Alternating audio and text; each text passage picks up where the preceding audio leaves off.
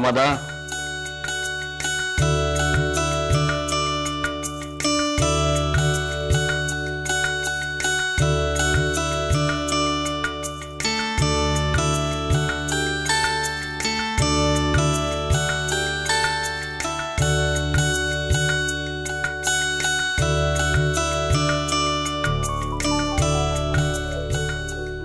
ಸಕ್ಕರೆ ಕಡಿಮೆ ಹಾಕಿದ್ಯಾ? ಕಡಿಮೆ ಸರ್, ಕಡಿಮೆ ಸರ್. ನ್ಯೂಸ್ ಪೇಪರ್ ತಗೊಂಡ. Good morning Kokila. Good morning. ಇಷ್ಟು ಬೇಗ ಎದ್ಬಿಟ್ರಾ?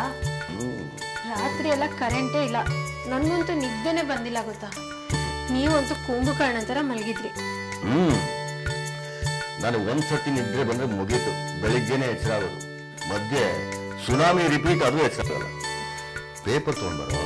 ಸರ್ ಇವತ್ತು ಪೇಪರ್ ಬರ್ತಾ ಇದ್ ವ್ಯಾನ್ ಕೆಟ್ಟೋಗಿದೆ ಅಂತ, ಬರೋದೊಂದು 10 ಗಂಟೆ ಆಗ್ಬೋದು.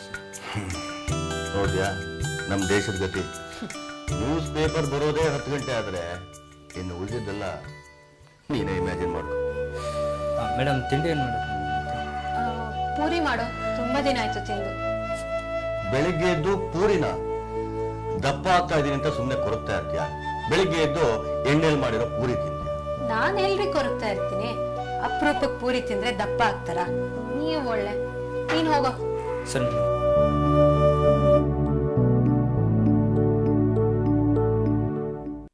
ಸರಿ, ನೀನು ಪೂರಿ ಮಾಡಿಸ್ಕೊಂಡು ತಿನ್ನು. ನನಗಿವತ್ತು ತುಂಬಾ ಬರೆಯೋ ಕೆಲಸ ಇದೆ. ರೀ, ಇವತ್ತೊಂದಿನ ಬರೀದೆ ಹೋದ್ರೆ ಏನಾಗತ್ತೆ? ಬೆಂಗಳೂರಿಗೆ ಹೋಗಿ ನಾವ್ ಎಷ್ಟ್ ದಿನ ಆಯ್ತು.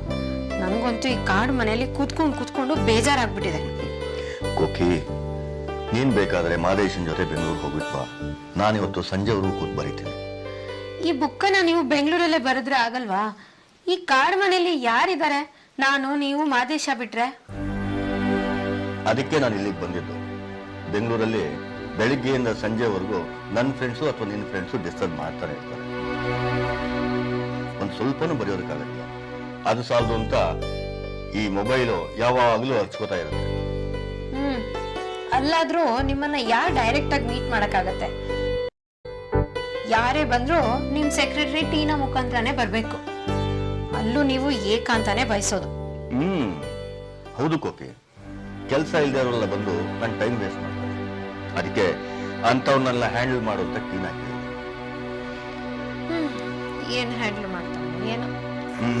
ಓಕೆ, ನಾನು ರೆಡಿ ಆಗ್ತೀನಿ.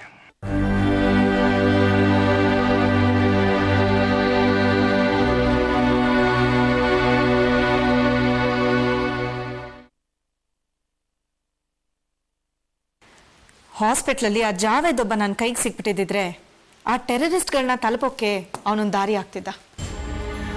ಆದ್ರೆ ಈಗ ಅವ್ನು ಸತ್ತ ಮೇಲೆ ಆ ದಾರಿನೂ ನಮಗೆ ಮುಚ್ಚೋಗಿದೆ. ಮನೋಜ್, ನೀವೊಂದು ಕೆಲಸ ಮಾಡಿ, ಆ ಜಾವೇದ್ನ ಹಿನ್ನೆಲೆಯನ್ನ ಪತ್ತೆ ಹಚ್ಚಿ. ಆಗ ಮೋಸ್ಟ್ಲಿ ನಮಗೆ ಆ ಟೆರರಿಸ್ಟ್ಗಳ ಬಗ್ಗೆ ಒಂದಷ್ಟು ಮಾಹಿತಿ ಸಿಗ್ಬೋದು. ಹಾಗೆ ಈ ಜಾವೇದಿನ ಕುಟುಂಬದವ್ರು ಯಾರಿದ್ದಾರಾ, ಇದ್ರೆ ಈಗ ಅವ್ರು ಎಲ್ಲಿದ್ದಾರೆ, ಏನ್ ಮಾಡ್ತಿದ್ದಾರೆ, ಅವ್ನ ಸ್ನೇಹಿತರು ಯಾರಿದ್ದಾರಾ, ಇದೆಲ್ಲ ಪತ್ತೆ ಮಾಡಿ. ಆಗ ನಮ್ಗೆ ಈ ಜಾವೇದ್ಗೂ ಟೆರರಿಸ್ಟ್ಗಳಿಗೂ ಹೇಗ್ ಲಿಂಕ್ ಆಯ್ತು ಅನ್ನೋದು ಗೊತ್ತಾಗಬಹುದೇನೋ. ಈ ಜಾವೇದ್ಗೆ ಕ್ರಿಮಿನಲ್ ಬ್ಯಾಕ್ ಗ್ರೌಂಡ್ ಇದೆ ಅಂತ ನಮಗೆ ಗೊತ್ತಾಗಿದ್ದು ಹಾಸ್ಪಿಟಲ್ ಸಿಕ್ಕಂತ ಅವನ ಫಿಂಗರ್ ಪ್ರಿಂಟ್ಸ್ ಇಂದ. ಆ ಫಿಂಗರ್ ಪ್ರಿಂಟ್ಸ್ ತಗೊಂಡು ನಾವು ಪೊಲೀಸ್ ಡಾಟಾ ಬೇಸ್ ನಲ್ಲಿ ಹುಡುಕ್ತಾಗ ನಮ್ಗೆ ಅವನ ಫೋಟೋ ಹಾಗೂ ಅವನ ಕ್ರಿಮಿನಲ್ ರೆಕಾರ್ಡ್ಸ್ ಎಲ್ಲಾನು ಸಿಕ್ತು. ಸೊ ಮನೋಜ್, ನೀವೀಗ ಅವನು ಯಾವ ಗ್ಯಾಂಗ್ ಅಲ್ಲಿ ಕೆಲಸ ಮಾಡ್ತಾ ಇದ್ದ ಅದನ್ನ ಪತ್ತೆ ಹಚ್ಚಿ ಆ ಗ್ಯಾಂಗಿನ ಜನರನ್ನೆಲ್ಲ ಅರೆಸ್ಟ್ ಮಾಡಿ ಅವ್ರನ್ನ ಎನ್ಕ್ವೈರಿ ಮಾಡಿ. ನೀವ್ ಏನ್ ಮಾಡ್ತಿರೋ ಏನೋ ನನಗೆ ಗೊತ್ತಿಲ್ಲ, ಒಟ್ನಲ್ಲಿ ಅವ್ರ ಬಾಯಿನೆಲ್ಲ ಬಿಡಿಸ್ಬೇಕು. ಹಾಗೆ ಅವನನ್ನ ಹಳೆ ಕೇಸ್ನಲ್ಲಿ ಅರೆಸ್ಟ್ ಮಾಡಂತ ಪೊಲೀಸ್ ಆಫೀಸರ್ಸ್ನು ಭೇಟಿ ಮಾಡಿ ಅವರಿಂದ ಈ ಕೇಸ್ಗೆ ಏನಾದ್ರೂ ಸಹಾಯ ಸಿಗುತ್ತಾ ನೋಡಿ. ಅದಕ್ಕಿಂತ ಮುಖ್ಯವಾಗಿ ಅವನು ಕೆಲಸ ಮಾಡ್ತಾ ಇದ್ದಂತ ಗರಾಜ್ಗೆ ಹೋಗಿ ಇವನ್ ಬಗ್ಗೆ ಏನ್ ಮಾಹಿತಿ ಸಿಗುತ್ತೆ ನೋಡಿ. ಅಲ್ಲಿ ಸರಿಯಾದ ಉತ್ತರಗಳು ಸಿಗ್ಲಿಲ್ಲ ಅಂದ್ರೆ ಅಲ್ಲಿರೋ ಎಲ್ಲರನ್ನೂ ಅರೆಸ್ಟ್ ಮಾಡಿ.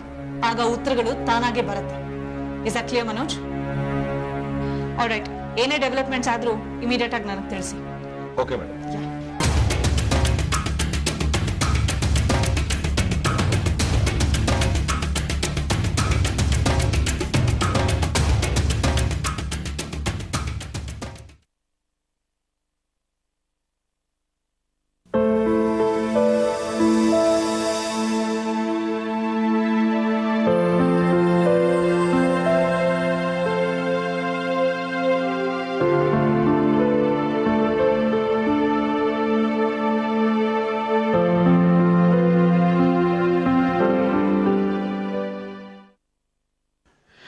ಹ್ಯಾಕ್ ಸಮಾಧಾನ ಹೇಳಬೇಕು ಅಂತಾನೆ ಗೊತ್ತಾಗ್ತಿಲ್ವಲ್ಲಮ್ಮ ನನಗೆ.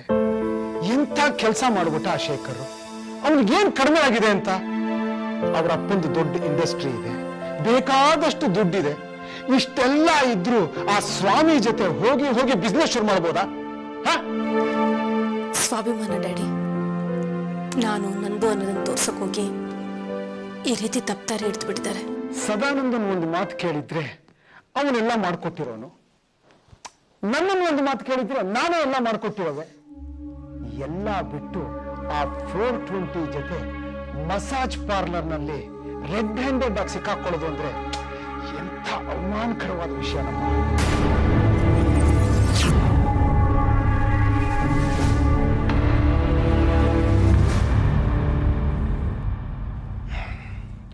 ನಾನು ಈ ರಾಜ್ಯದ ಗೃಹ ಮಂತ್ರಿ.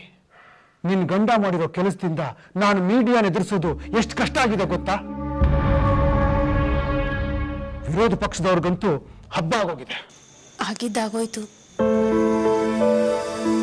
ಶೇಖರ್ನ CBI ಕಸ್ಟಡಿಯಿಂದ ಬಿಡಿಸೋ ಪ್ರಯತ್ನ ಮಾಡ್ತಿದ್ದೀರಲ್ಲ. ನಾನೇನ್ ಸುಮ್ಮನೆ ಕೂತಿದ್ದೀನೇನಮ್ಮ? ಅವನ್ ತಗೊಂಡಿರೋ ಬ್ಯಾಂಕ್ ಲೋನು, ಸಬ್ಮಿಟ್ ಮಾಡಿರೋ ಫೋರ್ಜ್ ಡಾಕ್ಯುಮೆಂಟ್ಸ್, ಇದಕ್ಕೆಲ್ಲ CBI ಹತ್ರ ಕರೆಕ್ಟ್ ಪ್ರೂಫ್ ಇದೆ. ಸ್ವಂತ ಬಿಸ್ನೆಸ್ ಮಾಡಬೇಕು ಅಂತ ಹೋದ್ನಲ್ಲ, ಏನಾಯ್ತು ಈಗ? ಅಪ್ಪ ನಿಜ ಹೇಳಿ, ಶೇಖರ್ ಬಿಡುಗಡೆ ಆಗುತ್ತಾ? ಅವ್ರು ಬಂದು ನನ್ನ ಬಿಡಿಸ್ಕೊಂಡು ಹೋಗ್ತಾರಾ? ಕರ್ಕೊಂಡು ಹೋಗದಿದ್ರೆ ನಾ ಸುಮ್ಮನೆ ಬಿಡಲ್ಲ. ಅದು ನಿಮ್ಮ ಮಾವನವ್ರಿಗೂ ಗೊತ್ತು. ಬಲವಂತದ ಸಂಬಂಧಕ್ಕೆ ಅರ್ಥ ಸಿಗುತ್ತಾ ಡ್ಯಾಡಿ? ಎಲ್ಲದಕ್ಕೂ ಅರ್ಥ ಹುಡ್ಕೋತಾ ಹೋಗ್ಬಿಡಮ್ಮ, ಅನರ್ಥ ಆಗುತ್ತೆ. ಗಂಡ ಹೆಂಡತಿ ಸಂಬಂಧ ಅಂದ್ಮೇಲೆ ಇದೆಲ್ಲ ಸಹಜ. ಕತ್ಲೆ ಕೋಣೆಯಲ್ಲಿ ಕೂತಿದ್ರೆ ಯಾವಾಗ್ಲೂ ಕತ್ಲೆನೇ ಇರುತ್ತೆ. ಬಾಗಿಲು ತೆರೆದು ನೋಡು, ಬೆಳಕು ತಾನಾಗೆ ಬರುತ್ತೆ. ಬಾಗ್ಲೆಲ್ಲಿದೆ ಅಂತಾನೆ ಗೊತ್ತಿಲ್ಲ, ಇನ್ನೆಲ್ಲಿಂದ ತೆರೆಯುತ್ತೆ ಡ್ಯಾಡಿ? ನಿರ್ಮಲ, ಯಾವುದೇ ತಂದೆ ಆದ್ರೂ ತನ್ನ ಮಗಳು ಬಾಳ್ ಚೆನ್ನಾಗಿರ್ಲಿ ಅಂತ ಹಾರೈಸ್ತಾನಮ್ಮ. ನೀನು ಎದ್ವಾ ತದ್ವಾ ಯೋಚನೆ ಮಾಡೋದ್ರಲ್ಲಿ ಏನು ಪ್ರಯೋಜನ ಇಲ್ಲಮ್ಮ. ನಿನ್ ಗಂಡ ಮನೆಗೆ ಬಂದೇ ಬರ್ತಾನೆ. ಓಕೆ, ನಾನು ಅರ್ಜೆಂಟಾಗಿ ಮೀಟಿಂಗ್ ಹೋಗ್ಬೇಕು.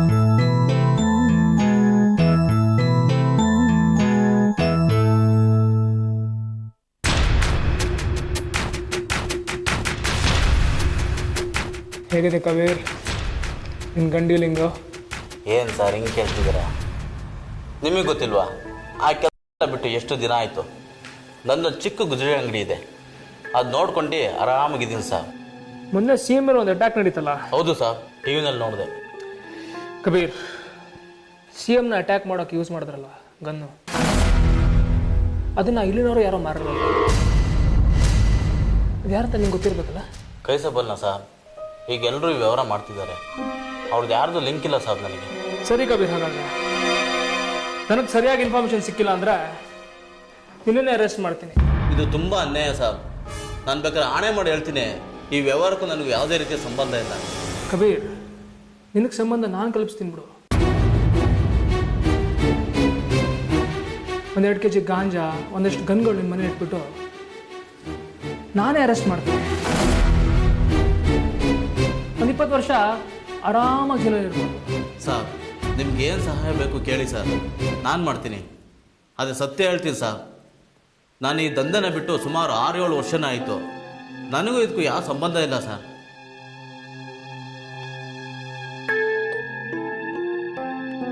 ನಿನಗೇನು ಗೊತ್ತು ಏನು ಗೊತ್ತಿಲ್ಲ ಅಂತ ಅದು ನನಗೆ ಚೆನ್ನಾಗಿ ಗೊತ್ತು. ಇವಾಗ ಈ ದಂಧೆಯಲ್ಲಿ ಯಾರ್ಯಾರು ಅಂತ ಅದನ್ನೇ ಹೇಳು, ನಾನು ಬಿಟ್ಬಿಡ್ತೀನಿ. ಸರ್, ನಿಜವಲ್ಲೂ ನನಗೆ ಗೊತ್ತಿಲ್ಲ ಸರ್. ಸರಿ, ನಿನಗೆ ಲಾಳ ಕಡ್ಡೆ ಬೇರೆ ಬಿದ್ದೀನಿ. ಏಯ್, ನೀನು ಎತ್ತಾಕೊಂಡೋಗ್ರ? ಸರ್, ನಾನು ಬಿಟ್ಬಿಡಿ ಸರ್, ಹೇಳ್ತೀನಿ ಸರ್. ನನಗೆ ಗೊತ್ತಿರೋದೇ ಇಬ್ಬರು. ಒಬ್ಬ ಜಯದೇವ ಅಂತ ಬನ್ನಘಟ್ಟ ರೋಡ್ನಲ್ಲಿರೋ ಪೈಪ್ಲೈನ್ ಹತ್ರ ಒಂದು ದೊಡ್ಡ ಗುಜರಿ ಅಂಗಡಿ ಇಟ್ಕೊಂಡಿದ್ದಾನೆ. ಇನ್ನೊಬ್ಬ ಸಲೀಂ ಪಾಷಾ ಅಂತ ಶಿವಾಜಿನಗರದಲ್ಲಿರೋ ಮಾರ್ಕೆಟ್ ಎದುರುಗಡೆ ಒಂದು ಹೋಲ್ಸೇಲ್ ಇರೋ ಅಂಗಡಿ ಇಟ್ಕೊಂಡಿದ್ದಾನೆ ಸರ್. ಅಷ್ಟೇ ಸರ್ ನನಗೆ ಗೊತ್ತಿರೋದು. ನೀನು ಹೇಳಿದಲ್ಲ ನಿಜ ತಾನೆ? ಸುಳ್ಳಾದರೆ ಗೊತ್ತಲ್ಲ. 20 ವರ್ಷ ಇಲ್ಲ ಸರ್, ನಾನು ಹೇಳಿದ್ದೆಲ್ಲ ನಿಜ. ಸರಿ, ನೀವು ಹೊರಡಿಲ್ಲ. ಆಯ್ತು ಸರ್.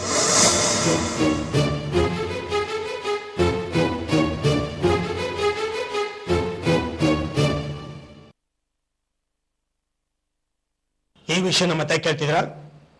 ಅವನಾಗಲ ಸತ್ತು 20 ವರ್ಷ ಆಯ್ತು. ಏನೋ ರಾಕ್ಷಸ ಸತ್ರು ಮನುಷ್ಯನಿಗೆ ಗುಣ ಬಿಡ್ಲಿಲ್ಲ ಅಂತಾರಲ್ಲ, ಹಾಗಾಯ್ತು. ಸತ್ತೋಗಿರೋ ವಿಷಯ ಮತ್ತೆ ಕೇಳ್ತಾ ಇದ್ರಿ ನೀವು? ಕೇಳಿದಷ್ಟಕ್ಕೆ ಮಾತ್ರ ಉತ್ತರ ಕೊಡಿ. ನೀವು ಹಾವು ತಂಡದಲ್ಲಿ ಕೆಲಸ ಮಾಡ್ತಾ ಇದ್ರಾ? ಅದಕ್ಕಾಗಿನೇ 6 ವರ್ಷಗಳ ಕಾಲ ಜೈಲು ಶಿಕ್ಷೆ ಅನುಭವಿಸಿದ್ದೀನಿ. ಹಾವು ತಂಡ ಜೊತೆಗೆ ಇದ್ದಿದ್ದಕ್ಕೆ ನನಗೆ ತಕ್ಕ ಶಿಕ್ಷೆ ಕೂಡ ಆಗಿದೆ.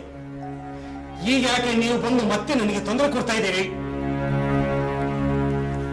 ನೋಡಿ ಗೌಡ್ರೆ, ನಿಮ್ಮ ಒಳ್ಳೇದಕ್ಕೆ ಹೇಳ್ತಾ ಇದ್ದೀನಿ. ನಾನೇನಾದ್ರೂ ನಿಮ್ಮನ್ನು ಅರೆಸ್ಟ್ ಮಾಡಿ CBI ಆಫೀಸಿಗೆ ಕರ್ಕೊಂಡು ಹೋದ್ರೆ ಏನಾಗುತ್ತೆ ಅನ್ನೋದನ್ನು ನನಗಿಂತ ಚೆನ್ನಾಗಿ ನಿಮಗೆ ಗೊತ್ತು. ಹೇಳಿ, ಆ ಹಾವು ತಂಡದಲ್ಲಿ ನೀವೇನು ಕೆಲಸ ಮಾಡ್ತಾ ಇದ್ದೀರಿ? ಸರ್, ಎಲ್ಲ ನಿಮ್ಮ ಫೈಲ್ನಲ್ಲೇ ಇದೆ ಸರ್. ಅವತ್ತು ಹಾವು ತಂಡದ ಮೇಲೆ ಪೊಲೀಸ್ ದಾಳಿ ನಡೆದಾಗ ನಾನು ಅರೆಸ್ಟ್ ಆದೆ. ನನಗೆ ಗೊತ್ತಿರೋದನ್ನೆಲ್ಲ ಅವತ್ತೇ ಪೊಲೀಸ್ನವರಿಗೆ ಹೇಳ್ಬಿಟ್ಟಿದ್ದೀನಿ. ಪ್ಲೀಸ್ ಪ್ಲೀಸ್ ನಂಬಿ ಸರ್ ನನ್ನನ್ನ. ನೋಡ್ರಿ, ನೀವು ಹೀಗೆ ಬಾಯಿ ಬಿಡದೆ ಆಟ ಮಾಡ್ತಾ ಇದ್ರೆ ನಿಮ್ಮನ್ನು ಅರೆಸ್ಟ್ ಮಾಡದೆ ಬೇರೆ ದಾರಿ ಇಲ್ಲ. ಸರ್, ಅದೆಲ್ಲ ಯಾಕೆ ಸರ್? ನನಗೆ ಗೊತ್ತಿರೋದು ನಾನು ಹೇಳ್ಬಿಡ್ತೀನಿ ಸರ್. ಸರ್, ನಾನು ಹಾವು ತಂಡದಲ್ಲಿ ಚಿಕ್ಕ ಪುಟ್ಟ ಕೆಲಸಗಳು ಮಾತ್ರ ಮಾಡ್ಕೊಂಡಿದ್ದೆ. ಬೇಕಾದ ಸಾಮಾನುಗಳನ್ನ ಅಕ್ಕಪಕ್ಕದ ಹಳ್ಳಿಗೆ ಹೋಗಿ ತಂದ್ಕೊಡೋದಷ್ಟೇ ನನ್ನ ಕೆಲಸ ಆಗಿತ್ತು. ನಾನು ಯಾವತ್ತೂ ಕೂಡ ಮುಂದೆ ನಿಂತು ಹೋರಾಟ ಮಾಡ್ದವನಲ್ಲ ಸರ್. ಮೇಲಿನವ್ರು ಹೇಳಿದ ಕೆಲಸ ಮಾಡೋದಷ್ಟೇ ನಂದಾಗಿತ್ತು. ರೇ, ಕೇಳಿದಷ್ಟಕ್ಕೆ ಉತ್ತರ ಹೇಳಿ. ನಿಮ್ಮ ಪುರಾಣ ಎಲ್ಲ ಹೇಳಬೇಡಿ. ಹಾವು ನೋಡೋದಕ್ಕೆ ಹೇಗಿದ್ದ ಅನ್ನೋದು ನನಗೆ ಬೇಕು, ಅದನ್ನ ಹೇಳಿ. ಸರ್, ಅದೇ ಹಾಗೆ ಹೇಳಿ ಸರ್. ಅವನ ಮುಖನ ಬಹುಶಃ ಅವನ ತಾಯಿ ಮಾತ್ರ ನೋಡಿರ್ಬೋದು ಅನ್ಸುತ್ತೆ ಸರ್. ಅವನು ನಮ್ಗೆ ಆರ್ಡರ್ಸ್ ಕಳಿಸ್ಬೇಕಾದ್ರೆ 10 ಕಿಲೋಮೀಟರ್ ದೂರದಲ್ಲಿ ಕಳಿಸಿದ್ದೆ ಸರ್. ಹಲವಾರು ಬಾರಿ ನಾವು ಅವನ ಮುಖ ನೋಡ್ಲಿಕ್ಕೆ ಪ್ರಯತ್ನ ಪಟ್ವಿ ಸರ್. ಆದ್ರೆ ಅವನ ಮುಖಕ್ಕೆ ಸುತ್ತರಿ ಬಿಳಿ ಬಟ್ಟೆ ಮಾತ್ರ ಕಾಣ್ತಿತ್ತು, ಬೇರೆ ಏನು ಕಾಣ್ತಿರ್ಲಿಲ್ಲ ಸರ್. ನಿನ್ನ ಅವ್ರ ತಂಡಕ್ಕೆ ಸೇರಿಸ್ಕೊಂಡವ್ರು ಯಾರೋ? ಅದಕ್ಕೆ ಮುಂಚೆ ನೀನೇನ್ ಮಾಡ್ತಾ ಇದ್ದೆ? ನಾನು ತುಂಬಾ ಚಿಕ್ಕವನಿದ್ದಾಗ ನಮ್ಮ ತಂದೆ ತೀರ್ಕೊಂಡ್ರು ಸರ್. ನಮ್ಮ ತಾಯಿನೂ ಯಾವುದೋ ಕಾಯಿಲೆಯಿಂದ ಕಾಸಿಗೆ ಹಿಡಿದು ಬಿಟ್ಟಿದ್ರು. ನಮ್ಮನ್ನು ನೋಡ್ಕೊಂಡವ್ರು ಯಾರೂ ಇರಲಿಲ್ಲ. ಜೀವನೋಪಾಯಕ್ಕೋಸ್ಕರ ನಾವು ಚಿಕ್ಕ ಪುಟ್ಟ ಕಳ್ತನ ಮಾಡ್ತಾ ಇದ್ದೆ ಸರ್. ಒಂದ್ಸಾರಿ ಜೈಲಿಗೆ ಹೋದೆ. ವಾಪಸ್ ಬರೋದ್ರಲ್ಲಿ ನಮ್ಮ ತಾಯಿ ತೀರ್ಕೊಂಡಿದ್ರು ಸರ್. ಆಗ ನಮ್ಮ ಮನೆ ಪಕ್ಕ ಇದ್ದ ಲಿಂಗಯ್ಯ ನನ್ನ ಕರ್ಕೊಂಡೋಗಿ ಈ ಹಾವು ತಂಡಕ್ಕೆ ಸೇರಿಸ್ತಾ ಸರ್. ಅಷ್ಟೇನಾ? ಹಾಗಾದ್ರೆ ಆ ಲಿಂಗ ಎಲ್ಲಿ ಸಿಗ್ತಾನೆ? ಅವನು ಕೂಡ ನಮ್ಮ ಜೊತೆಗೆ ಅರೆಸ್ಟ್ ಮಾಡಿ ಮೈಸೂರು ಜೈಲಲ್ಲಿ ಇಟ್ಟಿದ್ರು ಸರ್. ಯಾಕೋ ಏನೋ ಅವನ ಬಿಡುಗಡೆ 3 ಲಕ್ಷ ಮುಂದೆ ಹೋಗ್ಬಿಡ್ತು ಸರ್. ನಾನು ಅವನ್ನ ಕೊನೆ ಬಾರಿ ನೋಡಿದ್ದು ಅದೇ ಜೈಲಲ್ಲೇನೆ. ಈಗ ಅವನು ಎಲ್ಲಿದ್ದಾನೋ ಏನ್ ಮಾಡ್ತಿದ್ದಾನೋ ಅವನು ಒಂದು ಗೊತ್ತಿಲ್ಲ ಸರ್. ಬಹುಶಃ ಅವನು ಎಲ್ಲಿದ್ದಾನೆ ಅಂತ ಅವನ ಕುಟುಂಬದಲ್ಲಿ ಗೊತ್ತಿಲ್ಲ ಅಂತ ಕಾಣುತ್ತೆ ಸರ್. ಅವನ ಕುಟುಂಬದ ಬಗ್ಗೆ ನಿನಗೆ ಹೇಗೆ ಗೊತ್ತು? ಸರ್, ಈಗ ಸ್ವಲ್ಪ ದಿನಗಳ ಹಿಂದೆ ಅವನ ಹೆಂಡತಿ ಮಗಳನ್ನ ಗಾಂಧಿ ಬಜಾರ್ದಲ್ಲಿ ನೋಡಿದೆ ಸರ್. ಅವರಿಗೆ ಇಲ್ಲಿ ಇದ್ದಾರೆ ಸರ್. ಅವನ ಅರೆಸ್ಟ್ ಆದಾಗಿನಿಂದ ಅವನು ಎಲ್ಲಿದ್ದಾನೆ ಅಂತ ಅವನಿಗೆ ಗೊತ್ತಿಲ್ಲಂತೆ ಸರ್. ಅವ್ರೆಲ್ಲಿದ್ದಾರೆ ಈಗ? ಚಾಮರಾಜಪೇಟೆ ಗವಿಪುರಂ ಗುಟ್ಟಳ್ಳಿಯಲ್ಲಿದೆ ಅಂತೆ ಸರ್. ಅವನ ಹೆಂಡತಿ ಹೆಸರೇನು? ರತ್ನ ಅಂತ ಸರ್. ಈಗ ಹಾವು ಬಗ್ಗೆ ಹೇಳೋ. ಸರ್, ಅವನು ಎಲ್ಲಿದ್ದಾನೆ ಅಂತ ಹೇಗೆ ಹೇಳಿ ಸರ್? ಅವನಿಗೆ ಬಹಳ ಗುಂಡು ತಗಲಿ ನದಿಗೆ ಬಿದ್ದುಬಿಟ್ಟ ಸರ್. ಮೈನೋ ಮುಸಲೇನೋ ತಿಂದಿರ್ಬೇಕು ಅಂತ ಕಾಣುತ್ತೆ. ಅದಕ್ಕೆ ಸರ್ ಅವನ ಹೆಣನೂ ಕೂಡ ಸಿಕ್ಲಿಲ್ಲ. ಅವ್ನು ಸತ್ತಿದ್ದಾನೆ ಅಂತ ನಿನ್ ಖಂಡಿತವಾಗೂ ಗೊತ್ತಾ? ಅವನ ಹತ್ರನೇ ಸೇರಿಸ್ತಿಲ್ಲ ಅಂತ ಹೇಳ್ತಿದ್ದೆ. ಈ ಕತೆ ಎಲ್ಲ ನಿನಗೆ ಹೇಗೆ ಗೊತ್ತು? ಸರ್, ಗುಂಡಿ ಚಕಮಕಿ ನಡೆದಾಗ ನಾನೇ ಅಲ್ಲಿದ್ನಲ್ಲ ಸರ್. ಮುಖಕ್ಕೆ ಬಿಳಿ ಬಟ್ಟೆ ಕಟ್ಕೊಂಡಿದ್ದವನು ನೀರಿಗೆ ಬಿದ್ದಿದ್ದನ್ನ ನಾನೇ ನನ್ನ ಕಣ್ಣಾರೆ ನೋಡಿದೆ ಸರ್. ಹೇಳ್ತಾ ಇರೋದೆಲ್ಲ ನಿಜ ತಾನೆ?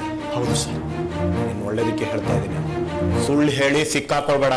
ಸರ್, ನಾನು ಯಾಕೆ ಸರ್ ಸುಳ್ಳು ಹೇಳಿ? ಮಾಡಬಾರ್ದನ್ನು ಮಾಡಿ ಅನುಭವಿಸಬಾರ್ದನ್ನು ಅನುಭವಿಸ್ತಾ ಇದ್ದೀನಿ. ಎಲ್ಲ ನನ್ನ ಕರ್ಮ ಸರ್. ಇದನ್ನೆಲ್ಲ ಎನ್ಕ್ವೈರಿ ಮಾಡಿ ನೋಡ್ತೀನಿ. ನೀನು ಹೇಳಿದ್ದು ಸುಳ್ಳು ಅಂತ ಏನಾದರೂ ಗೊತ್ತಾದ್ರೆ ನಾನು ಕಾರ್ಡ್ ಕೊಡ್ತೀನಿ. ಅವನ ವಿಷಯ ಏನಾದರೂ ಜ್ಞಾಪಕಕ್ಕೆ ಬಂದರೆ ನನಗೆ ಫೋನ್ ಮಾಡಿ ವಿಷಯ ತಿಳಿಸಿ. ಆಗಲಿ ಸರ್.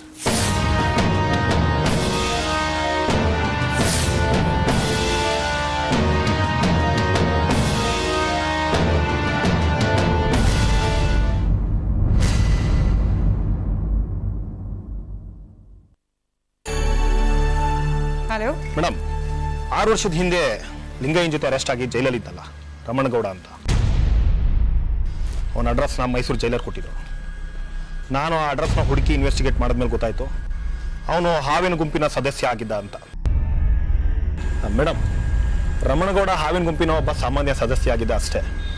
ಅದು ಬಿಟ್ಟರೆ ಅವನಿಗೆ ಹಾವಿನ ಗುಂಪಿನ ಬಗ್ಗೆ ಇನ್ನೇನು ಹೆಚ್ಚಿನ ವಿಷಯ ಗೊತ್ತಿಲ್ಲ ಮೇಡಮ್. ಹಾಗೆ ಲಿಂಗಯ್ಯ ಹಾವಿನ ಗುಂಪಿನ ರೈಟ್ ಹ್ಯಾಂಡ್ ಆಗಿದ್ದ ಅನ್ನೋದು ಸತ್ಯ ಮೇಡಮ್. ಇನ್ನೊಂದು ವಿಷಯ ಅಂದರೆ ಲಿಂಗಯ್ಯನ ಹೆಂಡತಿ ಮತ್ತು ಮಗಳ ವಿಷಯ ಗೊತ್ತಾಗಿದೆ. ಹೌದಾ? ಹೌದು ಮೇಡಮ್. ನಿಮಗೆ ವಿಷಯ ತಿಳಿಸೋಣ ಅಂತ ಫೋನ್ ಮಾಡಿದೆ ಮೇಡಮ್. ಗುಡ್ ರಾಮದಾಸ್. ಆದರೆ ಲಿಂಗಯ್ಯನ ವಿಷಯ 20 ವರ್ಷ ಅವನ ಹೆಂಡತಿಗೂ ಮಗಳಿಗೂ ಗೊತ್ತಿರಲಿಲ್ಲ. ಈಗ ಅವ್ರನ್ನ ಮಾತಾಡ್ಸಕ್ಕೆ ಹೋಗ್ತಾ ಇದ್ದೀರಾ, ಅದು ಲಿಂಗಯ್ಯನ ಸಾವಿನ ವಿಷಯ ಹೇಳಕ್ಕೆ ಹೋಗ್ತಾ ಇದ್ದೀರಾ. I am definite they will not be prepared for it. ಹೌದು ಮೇಡಮ್. ನೋಡಿ, ಅವ್ರಿಗೆ ಯಾವ ಥರದ ತೊಂದರೆಗಳು ಕೊಡಬೇಡಿ. ನಿಧಾನವಾಗಿ ಸಮಾಧಾನದಿಂದ ಈ ವಿಷಯನ ಅವ್ರಿಗೆ ತಿಳಿಸಿ. ಹಾಗೆ ಆದಷ್ಟು ಬೇಗ ನಾನು ಅವ್ರನ್ನ ಭೇಟಿ ಮಾಡಬೇಕು ಅಂತ ಹೇಳಿ ನಮ್ಮ ಆಫೀಸಿಗೆ ಕರ್ಕೊಂಡು ಬರೋ ಏರ್ಪಾಡು ಮಾಡಿ. Okay madam. Okay, thank you madam. ಯಾ.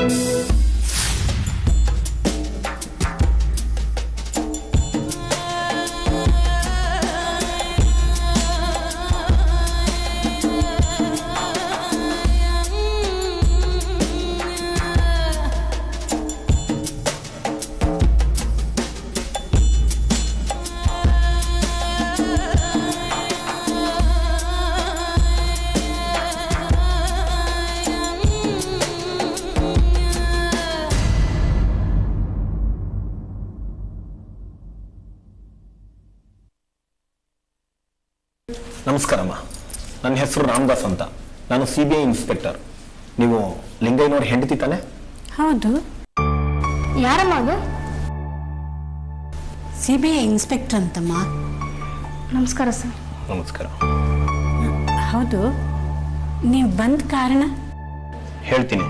ಮೊದಲು ನಾನು ಕೇಳೋ ಪ್ರಶ್ನೆಗೆ ಉತ್ತರ ಹೇಳಿ. ನೀವು ಊರು ಬಿಟ್ಟು ಬೆಂಗಳೂರಿಗೆ ಯಾವಾಗ ಬಂದ್ರಿ? ಇಲ್ಲೇನು ಮಾಡ್ತಾ ಇದ್ದೀರಾ? 1.5 ವರ್ಷ ಆಯ್ತು ಸರ್.